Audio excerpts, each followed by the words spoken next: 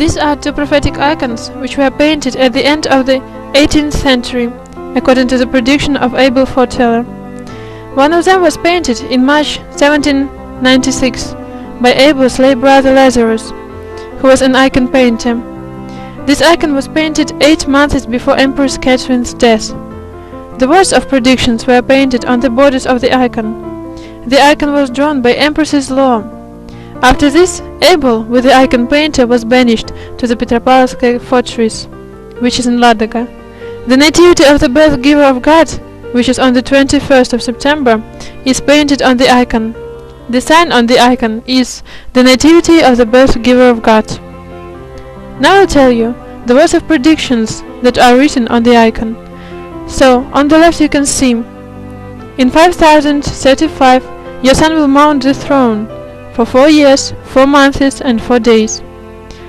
On the bottom, in 5263, after a horrible war, your blessed relatives will mount the throne.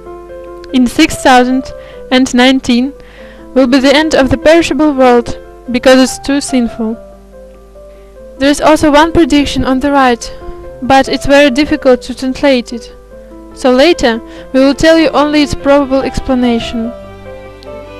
The prediction about the time of reign of the Emperor Pavel I came true when Catherine II was alive.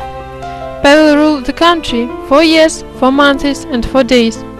The lower prediction tells us about the coming of the blessed Tsar to the throne. It's written that he will come after a horrible war. The next is a prediction about the end of the world. And the last one is about the name of the Tsar. It is said that he will come on the 21st of September. His name is twice among saints. There are 2 saints from Romanov's dynasty, who were canonized by the Russian Orthodox Church abroad. The first one is Michael Nikitich Romanov. In 1602 he died as a martyr. By the way, he was the uncle of the first Tsar from Romanov's dynasty. Nikolai II prepared all the necessary documents for his and Emperor Pavel I canonization. It should have been done on the 23rd of March 1917 at the council, but the February Revolution prevented him from doing it. And the second saint is Michael II Alexandrovich, the youngest brother of the last Tsar. One small explanation. The dates are written in a strange way. Nowadays we don't write them this way. We can decode them in different ways. That's why the explanation is complicated. Either 200 years ago the rules of writing the dates differed from our modern rules, or Abel didn't want to reveal the prediction, especially the prediction of the doomsday. Even Jesus Christ didn't tell us the time of it, saying that only his Father knows it.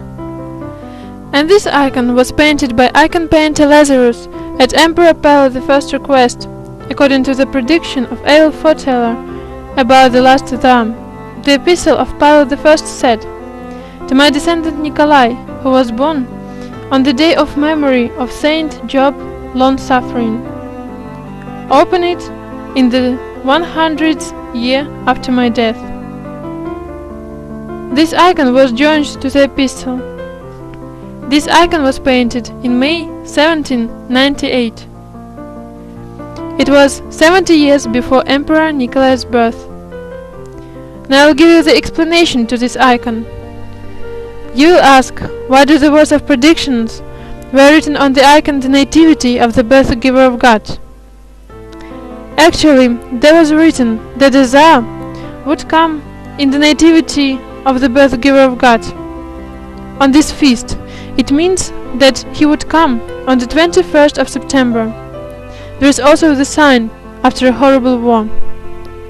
Also that icon, which was bequeathed to Nikolai with the epistle, "To my descendant Nikolai, who was born on the day of Saint Job's death, open it in 100th year after my death," went annihilated. Bolsheviks didn't know the prediction and didn't attach great importance to it, so they sold it to a private collection. So this icon changed hands 3 times until the last collector died in Moscow in 2005. After this, The icon was stolen. The robbers tried to take it through the customs, but were caught. The icon was confiscated. The policeman called to an antique shop in St. Petersburg and offered the owner of the shop to come with an expert to the customs. The policeman also had an expert, so they talked about the price, and in the end they fixed the time of the painting this icon. And it appeared that this icon was painted on the 18th century. But they didn't manage to fix the price. According to their opinion, this icon was fabricated. So they displayed this icon with a low price, but even then no one wanted to buy this icon. Then this icon was given to the chapel of Nikolai. According to the monk Abel's testimony, the Tsar Nikolai was painted on this antique icon in 1798. It's an absolute copy of any of his portraits. There is a sign, Great Martyr Nikolai, above the image. The icon was painted 70 years earlier, Tsar's birth. The icon is a prophetic one. There are hagiography scenes and the history of monarchy in Russia. The prophet Abel foresaw everything, though the photo is bad, but if you look at the bottom of the icon from the left to the right, you will see the Tsar giving his crown to a priest. The prediction tells us that the priesthood is guilty of the fall of monarchy at the beginning of the 20th century. On the third day after the revolution, on the Divine Liturgy, they started to pray for the so-called PS provisional government, and according to their rule, they had to pray for the approaching Tsar from Romanov's dynasty. And what is more, they tried to slander the Tsar.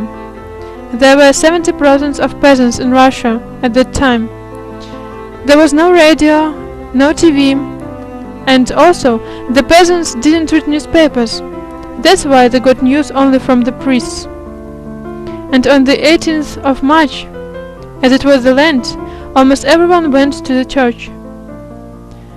People were surprised that there was no Tsar anymore. The same was with the monarchy. They were shocked because they had to pray for the so-called PS provisional government. The priest told people that the Tsar was weak, bloody, and also told that that was he who led Moscow and the whole Russia to the war. By the way, the priesthood proclaimed the beginning of a new life without exploiters. This fragment was taken from the memories of the parishioners of Pskov region. Blessed Pasha of Sarov and Venerable Seraphim of Sarov predicted the betrayal to Nikolai II. This event was painted on the icon 119 years before it happened in a real life. The Tsar's family was in imprisonment either in Tobolsk or in Yekaterinburg. They were executed by shooting. The murder of the Tsar's family was made by the same people. And finally, the grave. There is a sign, was buried in unknown place. The place was really dissembled. Nowadays some people deceive us, glorifying someone's remains at the Tsar's and his family's relics. Also, there are the images of the events connecting either with the youth of Tsar Nikolai or with the life of his son Alexei. But we think that there are the images of a saint prophet's adolescent Vyacheslav.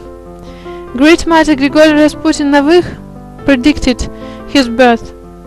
He told that if Tsar Nikolai II won't sacrifice his son Alexei, there won't be an adolescent in Russia, and if there is no adolescent, there won't be the last Tsar. The monks in Caucasus had a vision. They saw Saint Adolescent Vyacheslav keeping the crown of the approaching Tsar. On the left, the third image from the top of the icon is the image of a defeated warrior who lies next to the field marquee. It embodies the First World War, which was lost. On the right, the third from the top image looks like the crossway of the Tsar's family, and the most magnificent is the second image from the top of the right of the icon. Is the image of a rider on a horse in Tsar clothes. The image of the approaching the winner. According to the predictions of saints, the name of the last Tsar is Michael. It's said in the book of Saint Daniel. There are such words: "And at that time shall Michael stand up, the great prince which standeth for the children of thy people. And there shall be a time of trouble, such as never was since there was a nation, even to that same time. And at that time thy people shall be delivered, every one that shall be found written in the book." The Tsar will mount the throne in Russia, independently of people's desire. He will be an enemy of the Antichrist, who will rule in the West. But the members of future Russia will be only the people who repent of their sin of perjury and murder of Tsar Nikolai, because exactly Tsar Nikolai is like the door which leads to our rescue, like Jesus Christ. You can read such words in the Gospel: "I am the door. By me if any man enter in, he shall be saved, and shall go in and out, and find pasture." The main is to glorify the Tsar the right way. You cannot pray to the Tsar as to a usual matter. For example, if someone didn't repudiate Christ before heathens, and because of it was killed, then this person is a martyr. But the Tsar made the highest feat crowned with martyr death. Properly, the redemption of the sin of Russian people. Perjury is a terrible sin. It's very difficult to whitewash it. And that people who pray to the Tsar the right way will be saved, and will help others to save their souls. Let's worship to him as to a ransomer of Russian people's sin. It's said that we have only one ransomer, Jesus Christ. Of course we know it. But Jesus Christ is the ransomer whom we write with a capital letter, and the Tsar is the ransomer with a small one, because the Tsar partially repeated the feat of Jesus Christ, because he didn't participate in the sin, but drank the cup of the God's wrath instead of his people. He sacrificed not only himself, but the whole his family, and the most difficult for him was to sacrifice his son. According to the last historic research, they weren't just shot in the cellar of Hypatia's house, but were shot up to the waist to make them unable to resist, and then their killers crucified them in their own beds, slowly letting the blood out. It's a ritual murder, and our Tsar Nicholas II has his own book of life. As our God has a book of life in which the names of people who will be saved are written down, so the Tsar has his own book of life, where the names of his loyal subjects are written down. It means the name of people who didn't betray him, who didn't repudiate him. He won't leave alone people who glorify, worship, and pray to him the right way. It was averted to one priest that the Tsar has his own book of life, and there are the people who pray for Russia are written down. The Tsar is the image of the God, the life icon of the King of Heaven. An exceptional service on the earth was given to him by the God. His feat is an exceptional one. It can be compared with anything. It can be compared only with the Christ Calvary sacrifice. It wasn't without reason that in many appearances the God stresses how the Tsar is close to him. Elderly nun Ksenia from Diveeva had a vision that the Tsar sits on the God's right as his favorite disciple, a particular executor of his will. He sits on the Lord's Supper with the Christ. 2 months before this elderly nun's death, Schema nun Margaret saw a dream. The Tsar sat on the high throne, and innumerable assemblies of saints came to bow before him.